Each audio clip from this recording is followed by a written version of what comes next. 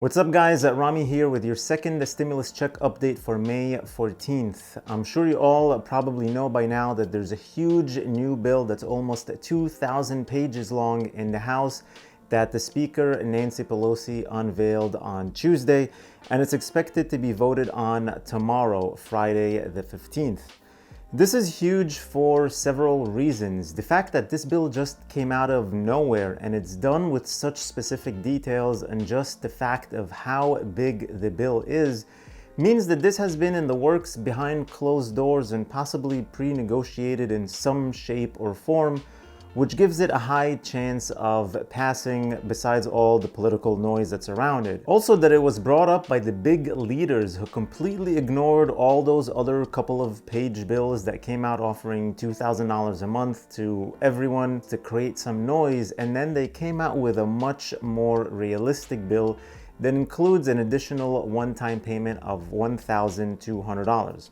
So in this video, I want to go over who will qualify for the second stimulus check and go in detail in the changes they're making for college students and adult dependents who really got screwed in the first stimulus package, and also those who are married to a spouse who doesn't have a valid social security number or just have an ITIN. So here we go. Just please hit the like button on the video really quickly, and also subscribe if you haven't already, as it really helps out the channel. Thank you so much. All right, so as far as who would be eligible, it's pretty much the same as the first stimulus check. If you're single, the income limit is $75,000, head of household is $112,500, and married filing jointly, it's $150,000.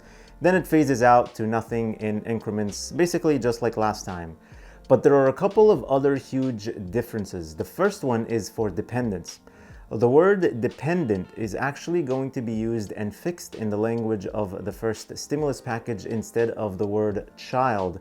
And that basically means two things. First, that the age of dependent now doesn't matter.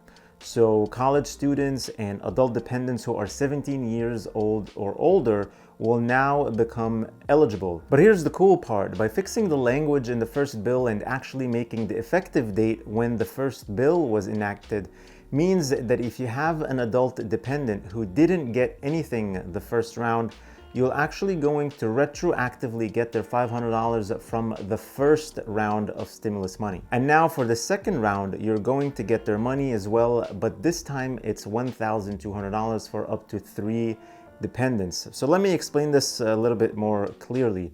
If you're a family of 5, for example, 2 adults and 3 children, under the first bill, you received $1,200 for yourself, $1,200 for your spouse, and $500 per child, meaning the total was $3,900. Now with the new stimulus bill, you'll get $1,200 per person, so your household will end up getting a total of $6,000. Now for adult dependents or college students, if you have a college student in your household or an old family member that you care for and carry as a dependent on your tax return, they didn't get their own stimulus check because they were dependents on your tax return, and you didn't get $500 for them because they were over 17 years old. Now that's changing, and if this bill passes, you're going to get the $500 from the last bill for your adult dependent, plus get $1,200 for them under this new bill with the second stimulus check. So this is very good news, because it really didn't make sense the first round to screw over adult dependents by not giving them their own money, and also not giving the person claiming them as the dependent money. So it didn't really make any sense, so I'm glad they're fixing this now. Another thing that they're fixing, but not retroactively as far as I've seen, is stimulus checks for people who file with an ITIN. Specifically for those who are married and filing jointly with a spouse who has an ITIN.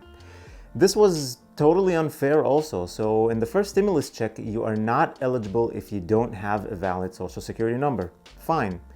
So if you had an ITIN, you didn't get the money. All right. But if you're married and you have a social security number, but your spouse doesn't and has an ITIN, and you file jointly, neither of you got stimulus money, which is kind of sad, to be honest, and completely not fair. So in this bill, they're fixing this. If you're filing jointly and one of you has an ITIN and one has a social security number, instead of getting nothing like the first time, now you'll receive one $1,200 check for the person with the social security number. Makes total sense to me. So that's it for today's update, guys. Don't forget to check out the links in the description for your free stocks. Hit the like button on the video and subscribe if you haven't already. Thank you so much for watching, and please stay safe and stay healthy, and I'll see you in the next video.